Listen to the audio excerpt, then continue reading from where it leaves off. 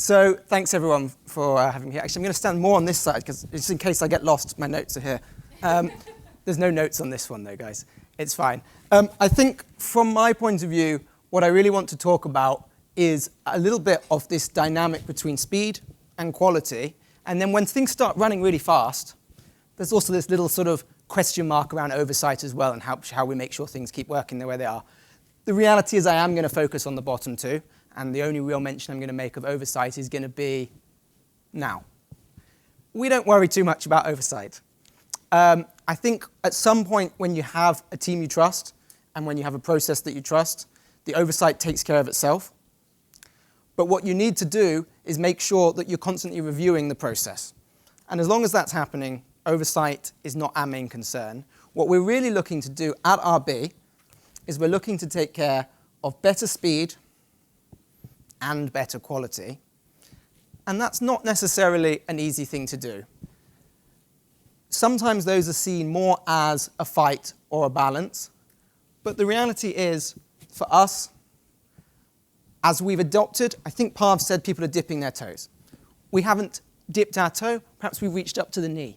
We felt like we've gone in, it's a bit cold though, but we've done more than dip a toe there. And if I look at the performance of our concept testing in traditional tools, and how we've done on those.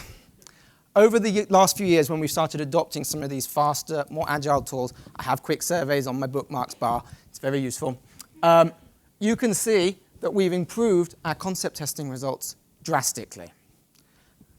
Incidentally, I joined RB around here. So there's good news there. And I can't say that this means in-market success. It doesn't. It's another tool in the toolkit. But I have a confidence that as we keep improving the tools, as we keep widening the set of tools we can use, we are getting better. And we are getting better partly because we're moving faster.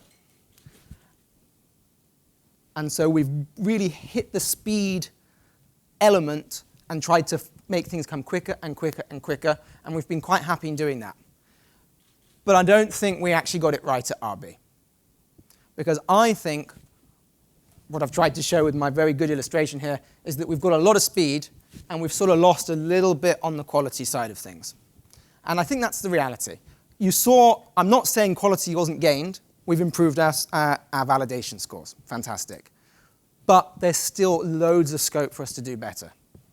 And that is a problem and an opportunity. So maybe the pendulum swung a little bit too far. Why did it swing that far? In a 2017 survey, 84% of people like me working in FMCG said they feel more pressure to make things happen fast. That seems like quite a high number to me.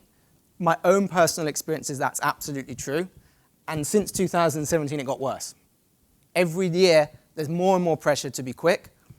And the trade-offs we make to get that speed are we spend a little bit less time thinking about everything else, which we should be thinking about. So what is the path forward? If I could tell you that, that would be great. I don't know. But I want to just share with you a few reflections on the way I personally have seen the way we've tested innovations keep moving forward. So I made this myself, that's why it looks so terrible. But this is supposed to be an innovation process with ideas moving forward to the idea that I take into market and launch. And what I really want to do is I want to have lots of ideas at the start. And I want to have those ideas, the color coding here, they're different. So I've got at least 3 big sort of chunks of ideas there with multiple expressions of each of those chunks. And my goal is to start there, to screen effectively, to really reduce that number to something that's manageable to me. At which point I've got a handful of what I know are good ideas that I can optimize, that I can size and prove, and then I've got something to launch. And by the way, I've also got a couple of backups. Fantastic. Not necessarily launching all of these at once, but I've got backups in case there's something along the way that goes wrong.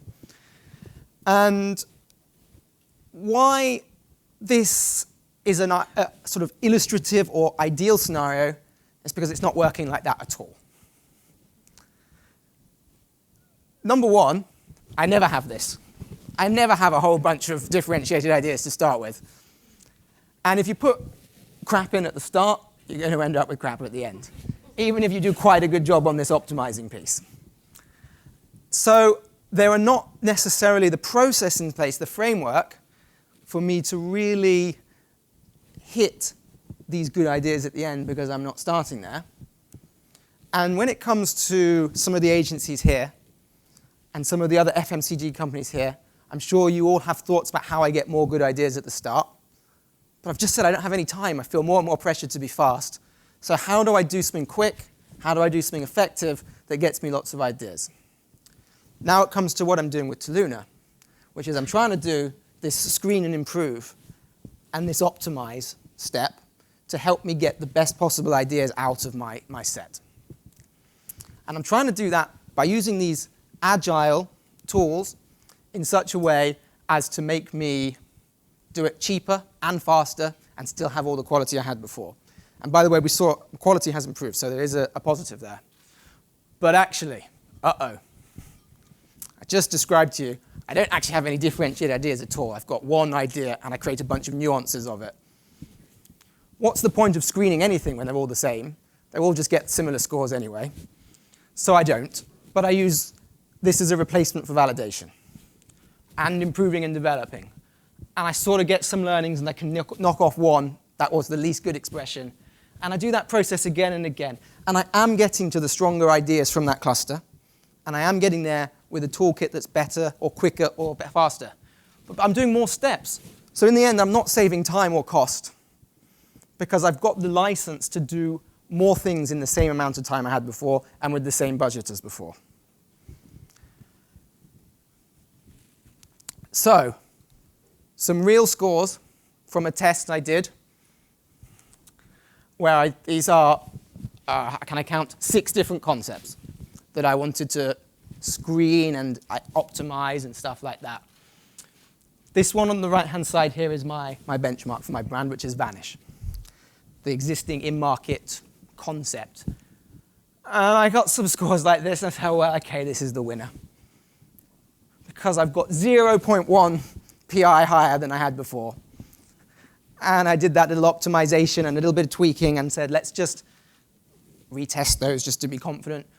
Luckily, as I described before, I could kill a couple. This came out and this came out. These were the weakest ones. But I tested the others just in case the small tweaks I'd made came through. And I got these scores.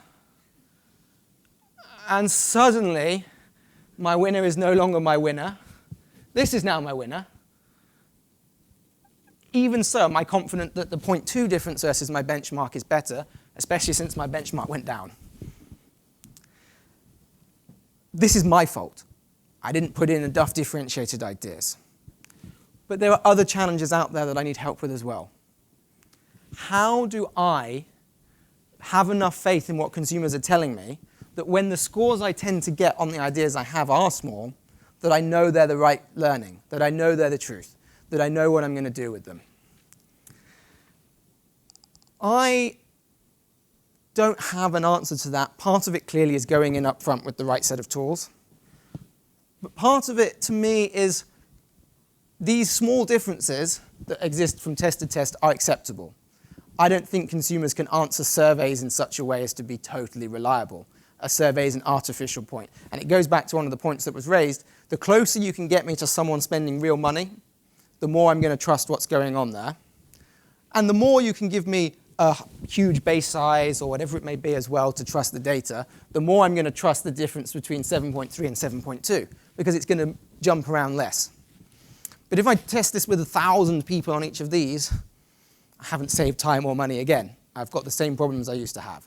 I have saved time or money versus my old tool with 1,000 people. I am clear on that. But so really, the questions I want to ask are, can this existing set of tools become more accurate and more reliable? What are the ways we can help make that happen? How can you help me put good ideas that are differentiated in? And how can you make me trust the results I get out of there? So that, and if I just skip back a few slides, my apologies, so that I can make a decision here without doing these extra steps. Then I've really saved time and money. And how can you help me understand how consumers answer questions, how they go through these processes, how I understand the results that I get? Because, and this is my last slide, it's very, very advanced. Speed is good. I like it. But quality is essential. If someone came back to me and said, your results can be delayed by a week, I'd be upset. But if they say, otherwise you'll get crap data, I'll say, well, it's better than crap data. I'll wait a week. I don't want to, but I have to have this before this even matters. And so it's a fast framework over fast field work. Turning things around fast, fast, fast isn't all I need. I need guidance. I need help. I need people to help me understand why I'm putting in ideas that aren't differentiated and can't expect to see a good result. I need people to help me understand what kind of tools can help me differentiate the things I have and how do I improve them. And I need them to be more predictive of reality, not predictive, as I showed you before, of my final validation step. I want predictive of in-market success. And those are not things that I have yet, but a lot of the stuff I'm seeing is moving us in that direction. And so that's the challenge, is that my scores have improved. I am happy. But I'm not happy either, because we always want more, and I feel like we can get more. So, any questions? Hopefully they're not like, what the heck are you talking about? But like, you know, any questions where I can actually maybe answer them, I would greatly appreciate them.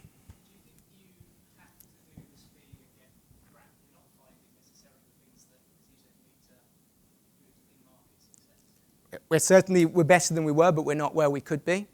And I think your initial question is right, is that if I take more time up front to really start from a position that I know I've got confidence on without going narrow straight away, then I've got the opportunity to not be as fast, project is all super quick, but the overall innovation cycle becomes quicker because I can do it in 2 steps, and I'm not the decision maker to an extent. I'm the provider of the thinking, of the research, and then I pass that on to someone who has to make a decision. And it's up to me to an extent to convince them that that research is enough to make big decisions. And on a small project, it's easy to say, well, take the risk. But on a big project, people will say, oh, let's do that retest. And then you get this thing where the scores have moved a little bit, and suddenly you've got a whole can of worms opened. So that's why I'm saying there's got to be a bigger framework that allows me to have rigor in every step of that process. And I don't need just speed over that quality of the overall process. To me, agility isn't speed. Agility is something that applies across me getting things to market quickly, whereas speed is about me turning around pieces of research fast. I hope it answered your question. Alex, quick question. It sounds like the real challenge is getting differentiated ideas at the beginning. So how are you challenging the business to give you better ideas to test? So this is one of the real cruxes of the challenge I face, because it comes back to that pressure. We feel pressured to move fast, and if someone puts 5 ideas in front of me and I say these are not differentiated, and they say these are the ones I have, in order to get this into market by the window, this is what you make work, or help me maximize the opportunity from these, that is part of my job, right? I want those to succeed as well as they possibly can. I want to make them as consumer-friendly as I can, as ready to go. But you're absolutely right. Actually, how do I do that first step? And that's what I don't have an answer to, because the existing processes I have there are still quite slow. I'm still doing a lot of sort of general learnings, consumer visits that take several weeks to do across a bunch of things. I'm doing traditional U&As that take a long time to pull together, hoping that it will spark some inspiration. And I'm still doing this thing where we sit a bunch of people in the room and say, what have you got? And I don't have the framework to make that meeting go smoothly. I'm hoping someone here does. But I'm not expecting a magic bullet. I am open to hearing about where I can have things that bring me through that whole process of innovation. And I would challenge as much to Luna as anyone who are really helping me do that piece in the middle. Who are they working with who are doing that process well? And then to all the other people here, how do you show me that you can help me across that whole end-to-end innovation cycle? Because I don't know the answer. Thank you very much indeed. My pleasure. Thank you.